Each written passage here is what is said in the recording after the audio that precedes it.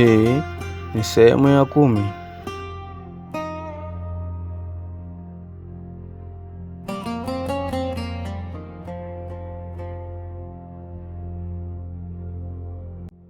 Mgawanyiko ni silaha yake kubwa. Yule mwanaume mwenye koti jeusi akacheka. Kumbe bado hukusahau. Ghafla ukuta wa ukumbi ukaanza kutoa mwanga hafifu. Michoro ya zamani ikaanza kuonekana. Ilikuwa kama hadithi iliyochongwa kwa mawe. Kulikuwa na watu 7 wamesimama kwenye duara. Kila mmoja akiwa ameshika taa, lakini mmoja wao hakuwa na uso. Sehemu ya uso wake ulikuwa imechongwa tupu. Daktari Sofia akasogelea karibu. "Hii ni michoro ya walinzi wa kwanza," Mzee Salum akauliza. "Kwa nini mmoja hana uso?" Mlinzi wa mwisho akajibu, "Kwa sababu nafasi hiyo haikuwa ya mtu mmoja. Ilikuwa na yeyote ambaye angechagua kulinda ukweli badala ya maslahi yake." Adamu akaitazama ile mchoro kwa makini, kisha akasema, "Basi mlinzi wa 7 hajazaliwa. Anachaguliwa." Mlinzi wa mwisho akatabasamu kwa mara ya kwanza. "Sasa unaanza kuelewa." Lakini ghafla risasi iligonga ukuta. Vipande vya mawe vikatawanyika. Yule mwanaume mwenye koti jeusi alikuwa amepiga risasi juu, si kwa mtu. Alitaka kuwazuia. Muda wa mafumbo umeisha. Akamnyooshea Adamu kidole. "Nipe funguo 2. Adamu akazikaza mikononi. "Utazipata." Mwanaume huyo akatikisa kichwa. "Sikuhitaji uzitoe. Nilihitaji kujua tu ziko mikononi mwako." Danieli akashangaa. "Anamaanisha nini?" Mwanaume huyo akabonyeza kifaa kidogo mfukoni. Papo hapo sanduku la kwanza likaanza kutoa mwanga wa blue na la pili kaanza pia kuwaka. Adamu akajaribu kulizima, halikuzimika. Mlinzi wa mwisho akapata sauti, "Yatoe chini." Adamu akaweka visanduku sakafuni. Mwanga wake ukaungana na ule wa alama 4 za ukutani: jua, mwezi, mti na sasa jicho. Kwa mara ya kwanza alama zote 4 ziliwaka kwa pamoja. Ukumbi mzima ukaanza kutikisika. Kutoka katikati ya sakafu nguzo ya mawe ilianza kuinuka taratibu. Juu yake kulikuwa na sehemu moja ya mviringo na katikati yake kulikuwa na nafasi ya kuweka visanduku viwili. Mlinzi wa mwisho akasema kwa sauti ya hofu, "Hapana, huu si wa wakati wake." Lakini mwanaume mwenye koti jeusi akatabasamu, "Ni wakati ambao nimeusubiri maisha yangu yote."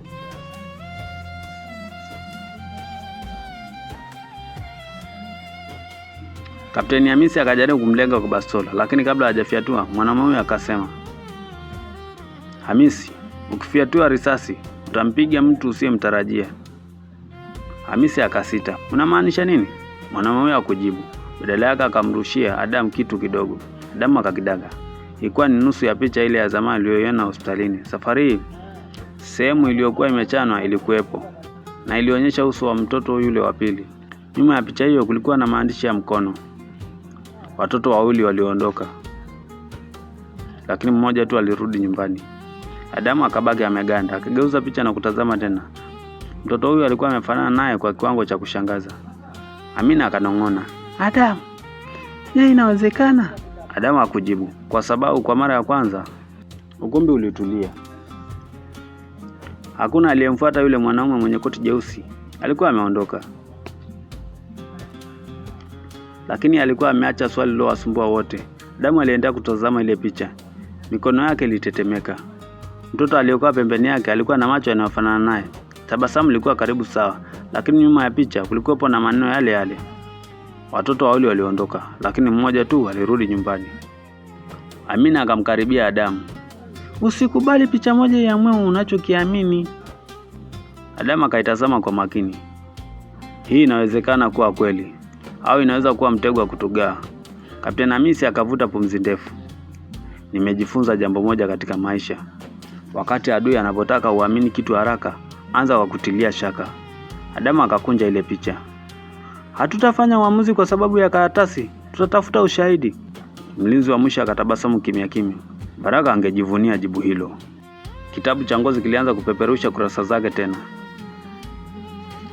Kilisimama kwenye kurasa mpya.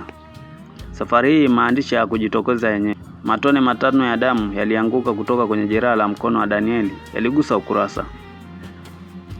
Polepole maneno yakaanza kuonekana. Daktari Sofia akashtuka. "Kitabu kinatumia damu kufichua ujumbe." Adamu akasoma kwa sauti, mlinzi wa kweli haamini uvumi, hufuata ushahidi. Danieli akatabasamu. Kinachoonekana hata kitabu hiki kinatukataza kukimbilia hitimisho. Mzee Salum alikuwa akichunguza ukuta upande wa mashariki. Ghafla akaita kwa sauti, "Njoni muone." Watu wakamsogelea. Kulikuwa na ramani kubwa iliyochongwa ukutani. Haikuwa ramani ya kijiji, haikuwa ya hospitali, ilikuwa ramani ya maeneo yaliyokuwa chini ya ardhi. Danieli akaifuatilia kwa tochi. Kuna njia 3, njia ya hospitali, njia ya daraja la Mzee Kondo, na ya 3, Amina akamalizia kwa mshangao, "Naelekea kanisani." Kapteni Hamisi akabaki ameduaa. "Kanisa la Mtakatifu Petro?" Daktari Sofia akatikisa kichwa. "Ndiyo, lakini hakuna anayejua kuwa chini ya kanisa kuna handaki." Mlinzi wa mwisho akasema, "Hilo ndilo kosa ambalo kila mtu amefanya kwa miaka mingi." Wote walilinda nyumba namba 13. Hakuna aliyefikiri kwamba siri ilisimama juu ya sehemu 3 tofauti. Duma akaanza kunusa ramani, akasimama mbele ya alama ya kanisa, akabweka mara moja. Mlinzi wa mwisho akakunja uso. Ameligundua nini? Adamu akauliza. "Kuna mtu ametumia njia hiyo hivi karibuni." Danieli akamulika ramani. Kweli, kulikuwa na alama ndogo za matope zilizokuwa bado mbichi. Huyu mtu ametutangulia.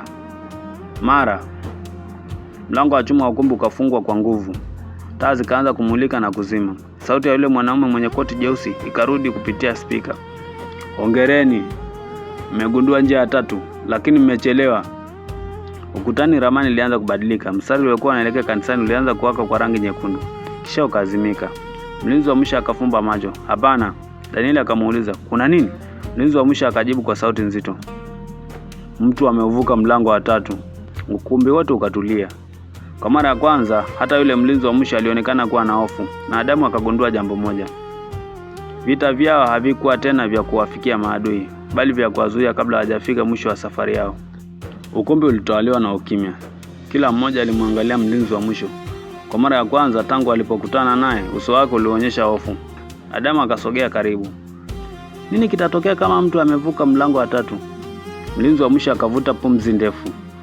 "Kuna mambo 3 ambayo Baraka aliamua kuyatenganisha: ushahidi, ramani na ushuhuda."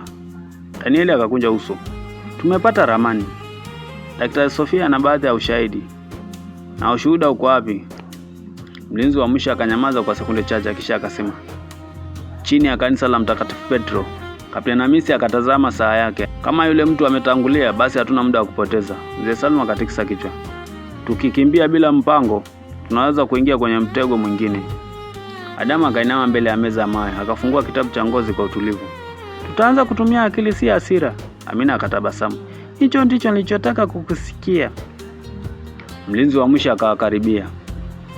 Akatoa mfuko mdogo wa ngozi uliokuwa umefungwa kwa kamba nyekundu, akamkabidhi Adamu. Hii ilikuwa ya Baraka. Adamu akaushika kwa heshima. Ndani yake kulikuwa na funguo ndogo 3 za shaba na kipande kidogo cha karatasi. Adamu akakisoma. "Usiamini mlango ulio wazi kuliko mingine." Danieli akatabasamu. "Huo ni ujumbe?" "Ndio," mlinzi wa mwisho akajibu. Baraka hakuwahi kuandika bila sababu. Walipoanza kutoka kwenye ukumbi, Duma alisimama ghafla. Masikio yake akasimama wima, akanusa hewa, kisha akaanza kunguruma. Kapteni Hamisi akainua bastola. "Nini tena?" Kutoka kwenye korido ya upande wa kushoto kulitokea msichana mdogo wa karibu miaka 10. Alivaa gauni jeupe lililokuwa limejaa vumbi. Hakulia, hakutetemeka. Alisimama tu akiwa amewatazama. Amina akapiga hatua mbele. "Usiogope, tuko hapa kukusaidia." Msichana huyo akatikisa kichwa polepole. "Sihitaji msaada." "Sasa unafanya nini hapa?" Adamu akauliza. Msichana akamwangalia moja kwa moja. "Nimekuja kukupa hiki." Akanyosha mkono wake. Ndani yake kulikuwa na shanga ndogo ya mbao. Adamu alipoiona, uso wake ukabadilika. "Shanga hii?" Mama Neema alikuwa amevaa shanga hii kwa miaka mingi iliyopita. Daktari Sofia akashtuka. "Hiyo ilitengenezwa na Baraka mwenyewe." Adamu akapokea shanga hiyo. "Umeipata wapi?" Msichana akajibu kwa utulivu. "Nilipewa." "Na nani?" Msichana akainua kidole kuelekeza giza la korido. "Na yule mwanaume aliyeniambia nikuambie." Akasita kwa sekunde, kisha akaendelea. "Usiwahi kuchelewa kufika kanisani kabla ya kengele ya kwanza kupigwa." Ghafla taa zote zikazimika. Giza nene likatawala. Duma akabweka kwa nguvu. Kapteni Hamisi akasha tochi yake. Mwanga uliporudi, msichana alikuwa ametoweka. Kulikuwa na shanga tu iliyobaki mkononi mwa Adamu. Danieli akaanza kuangaza korido. Hakukuwa na nyayo, hakukuwa na mlango uliofunguka, hakukuwa na dalili ya mtu kupita. Amina akamnong'oneza Adamu, "Je, alikuwa kweli?" Adamu akatazama shanga mkononi mwake. Haikuweza kutoweka kama ndoto. Alifunga kwenye mkono wake, kisha akasema kwa sauti ya uhakika, "Kesha alfajiri tutaenda kanisa la Mtakatifu Petro." Lakini mbali na wao, juu ya mnara wa kanisa la Mtakatifu Petro, kengele kubwa ilianza kutikisika yenyewe.